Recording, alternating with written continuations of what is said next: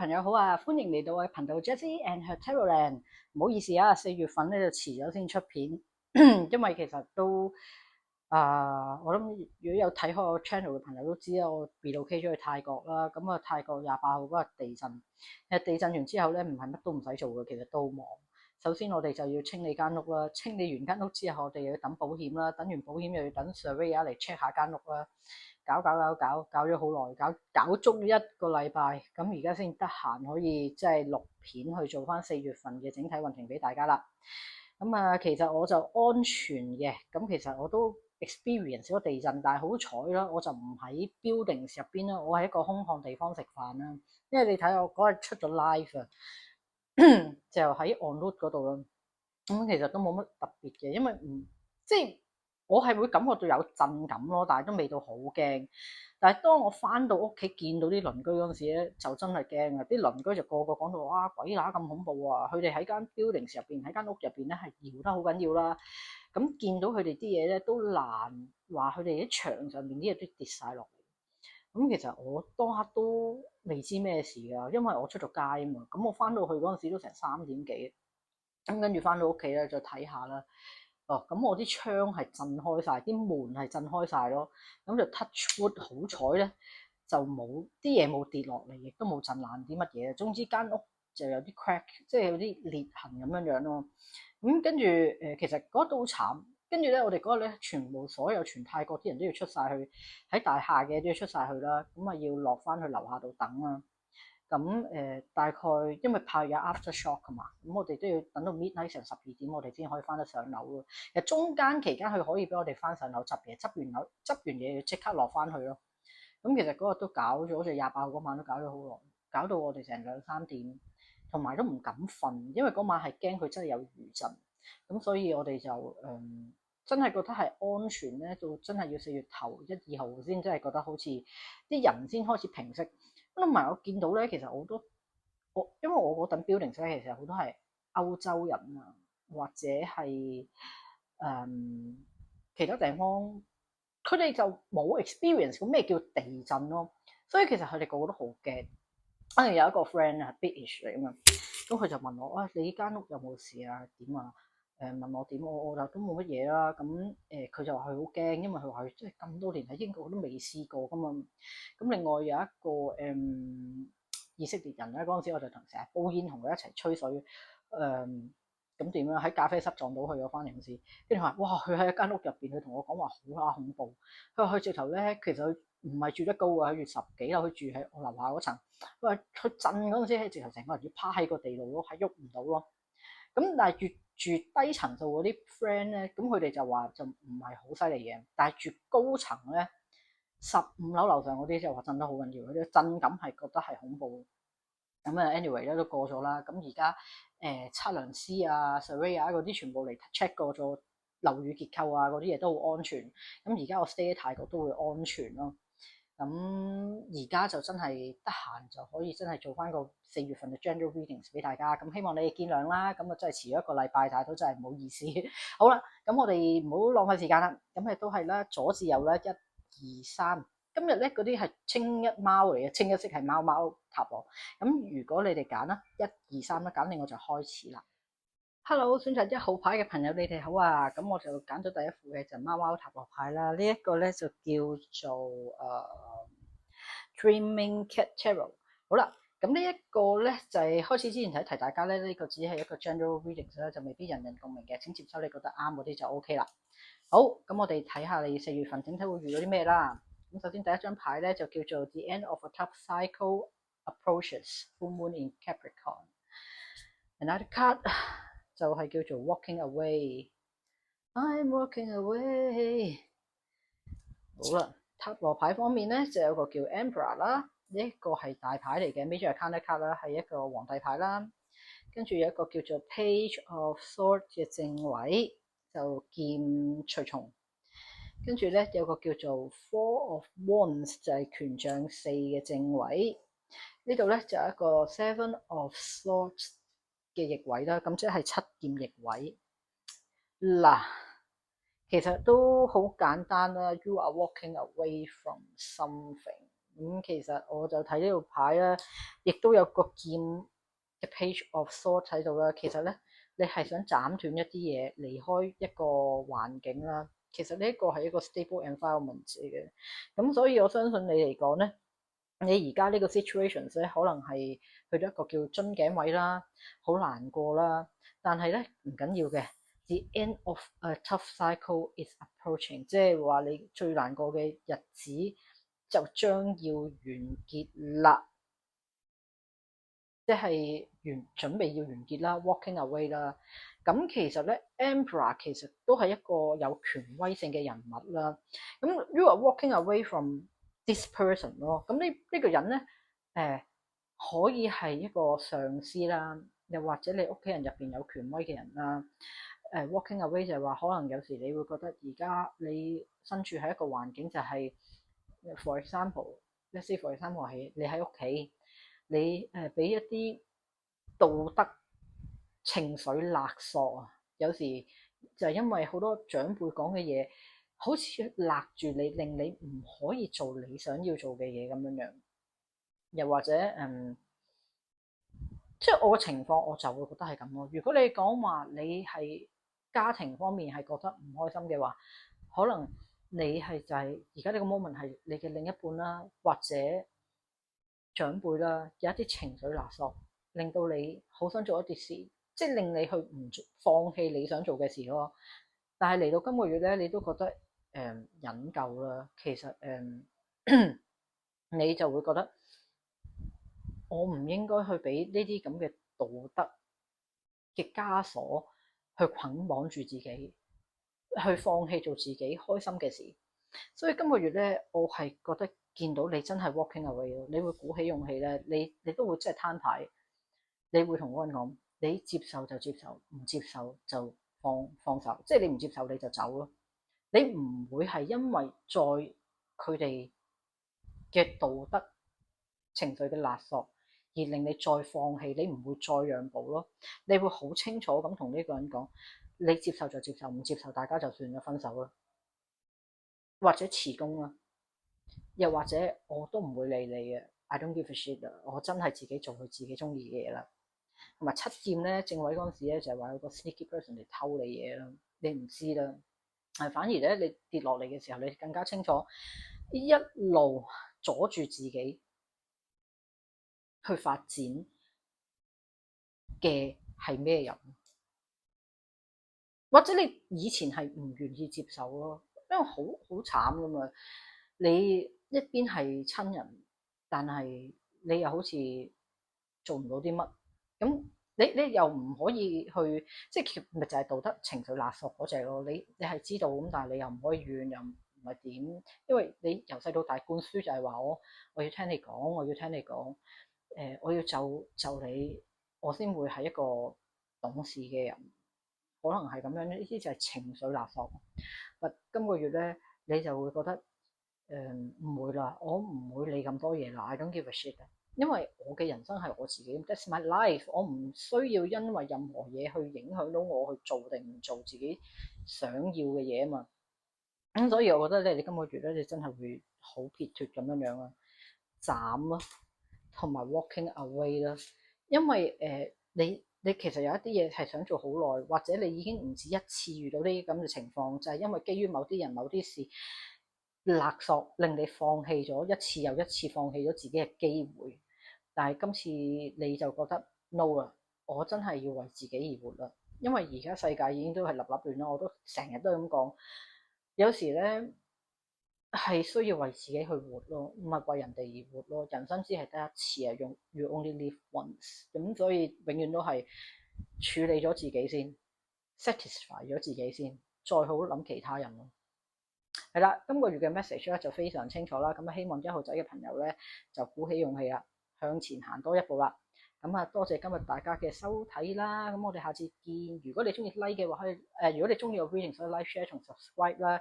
咁啊，多謝你哋支持啦，咁我哋下次再見啦。Hello，選擇2號牌嘅朋友，你哋好啊！你哋就揀咗一個叫做 The Wicked Tarot，咁啊，我好中意呢隻貓，好得意。因為其實咧，佢個盒係黑色，但佢入邊啲牌好 colourful 嘅。咁開始之前提一提大家啦，咁啊呢個只係一個 general reading，仲未必人人共鳴嘅，請接收你覺得啱嗰啲就 OK 啦。好，第一個牌你開嘅就係 Luck is on your side，New Moon in Sagittarius。Energy Oracle card 就係 The Second Chakra Angel Ariel 36。塔羅牌咧就係 Nine of Cups 啦，9杯 ，Eight of Swords 就係8劍正位 ，Page of Wands 逆位，即係權杖隨從，同埋 Knight of Swords 劍騎士正位。嗱，其實今個月整體上嚟講咧，我覺得有個 Nine of Cups 其實係一個好運嚟嘅，其實咧叫做夢想成真嘅牌啦。你一路渴求住想要嘅嘢咧，今個月咧就終於都得到手啦，而且個 Luck is on your side。咁同埋今個月咧，點解有個 Archangel Ariel 喺度咧？Second chakra 咧就connect to 你個 sacral chakra， 係咪詞論咧定唔知乜鬼嘢 ？Anyway，其實呢張牌嘅意思咧，即係話有機會咧，你係一個 new love，即係 love and relationships 啦，好大機會可能係一個關於愛情嘅嗰方面，你有 luck 啦。而且你呢度咧，副牌嗰度我都見到啦，你其實咧就係有2個 court card 咧，代表人嘅，就 Page of Wands 就係一個年紀比你少嘅一個火象星象啦，就係白羊啦。Sagittarius 啦，人馬啦，同埋獅子座。另外一個咧就係年紀同你相若嘅人啦，就係叫 Knight of Swords，就係風象星座啦，就會包括係 Aquarius、Gemini and Libra， 係啦。咁 Eight of Swords 嘅意思咧，其實咧就係話，如果傳統塔羅牌入邊咧，就係一個女人蒙住隻眼啦。咁佢好似好多嘢都睇唔到、睇唔見，或者係逃避，或者係唔想揀。咁如果係一個 love situations 嘅話咧，好明顯而家你係要揀啦。你有2個人俾你揀，到底你係想揀乜嘢咧？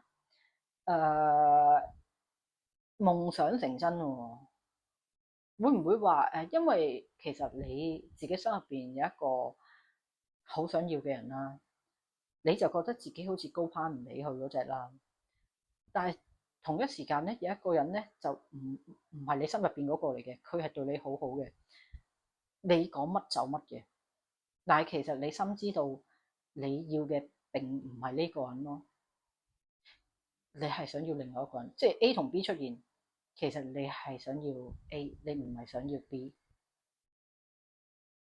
你同 B 一齊就係因為純粹就係冇貨喺手，咁啱呢條友又真係獻殷勤 ，OK 冇問題。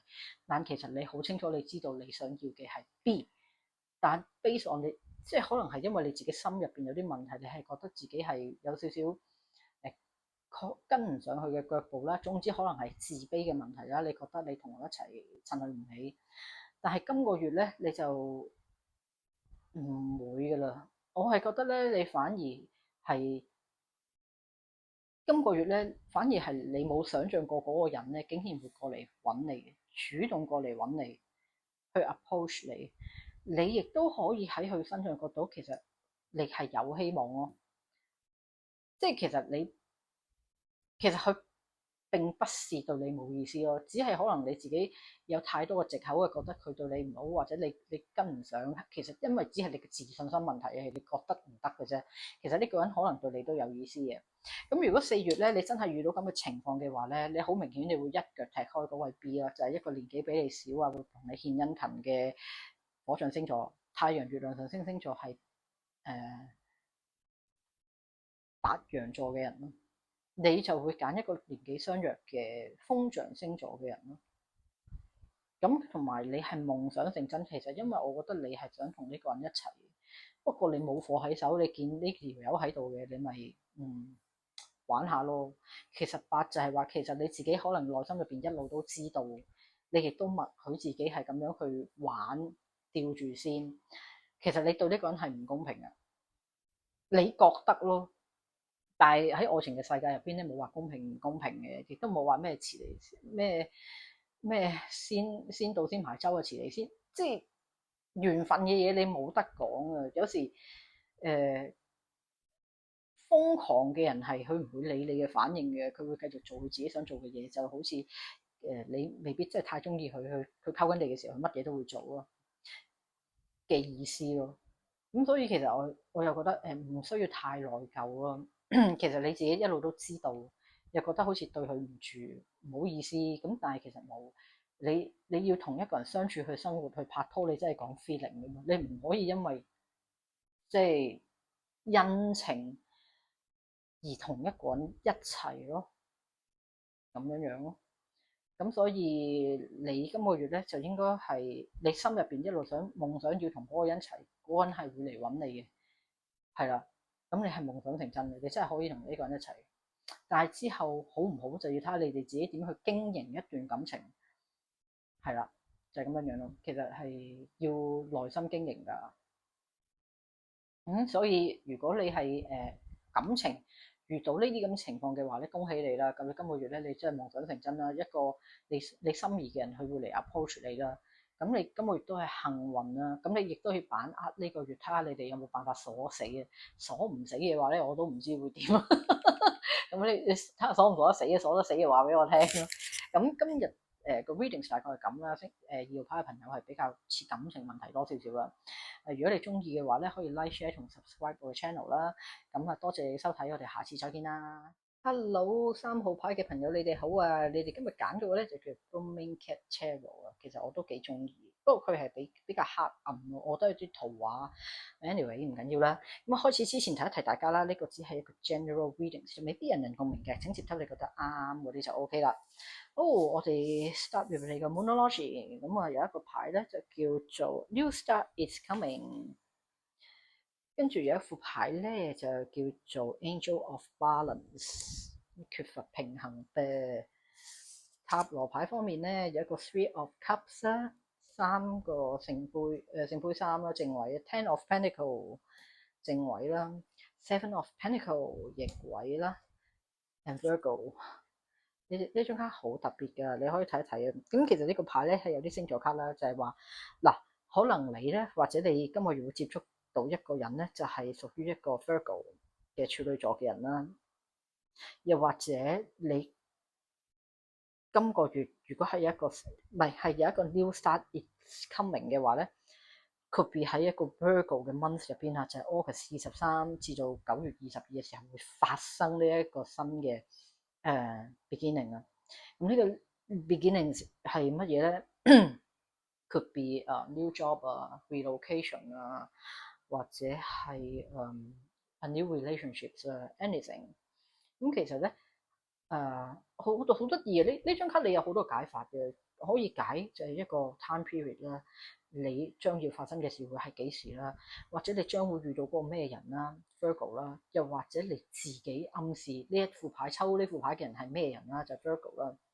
咁 anyway 啦，4月份咧我就會見到咧就係一個 New Start is Coming，New Moon。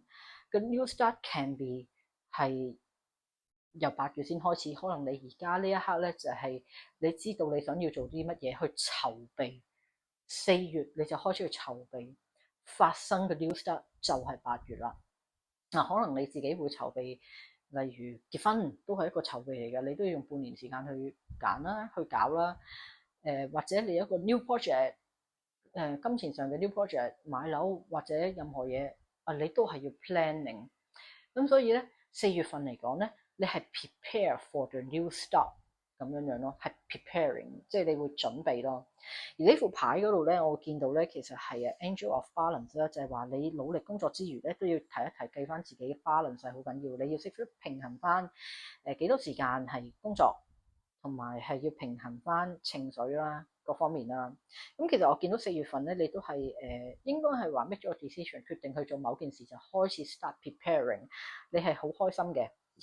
3個人一齊即係其實係慶祝啦，可能係有啲事啦，又或者係 hands party 啊。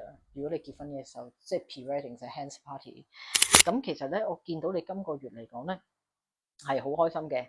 係，我會覺得係土象星座好重啦，因為嗱，首先已經有 Virgo 卡喺度啦，而2張 Pentacle 嘅卡咧都係土象星座嘅，係Capricorn、Virgo，and 唔記得咗一個係乜嘢 Capricorn、Virgo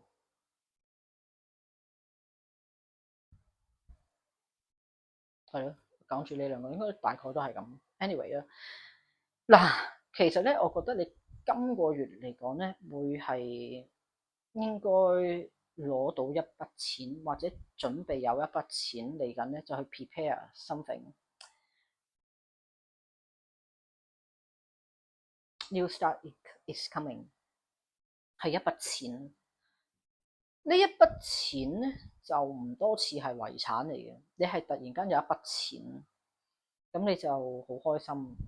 應該唔係勤勞工作得嚟嘅，可能係 lottery， 又或者係可能係你以前積落嘅錢啊，from past investment， 係咯。你今個月你會有一筆錢咯，你收到呢一筆錢之後你就會開心咯，因為呢一筆錢咧係可以讓你去做你自己想要嘅事，去 start 有一個 new start， 重新有一個新嘅開始咯。呢一筆錢係令你可以心想事成去做你自己想要嘅嘢，重新去開始。例如創業啦，或者我頭先講嘅係買樓啦，又或者係結婚啦，又或者係relocations 啦，移民啦。樣樣都有可能，咁只不過我就會覺得係preparing for the new start 咯，prepare 係咯，真正 new start 就會係8月咯。咁呢個真係好簡單，都冇乜嘢可以 extend 嘅咯。readings 就係咁，我哋會得到一筆錢去滿足你去做你想要做嘅事咯。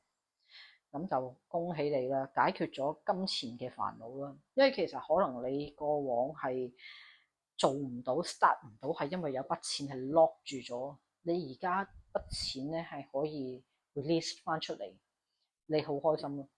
咁就唔好樂極生悲就得噶啦，提醒自己 high 還 high，咁啊小心啲去玩。OK，咁啊今日就個 reading 係咁多啦。如果你中意 reading，可以 like、share and subscribe 啦。多謝，我哋下個月再見，拜拜。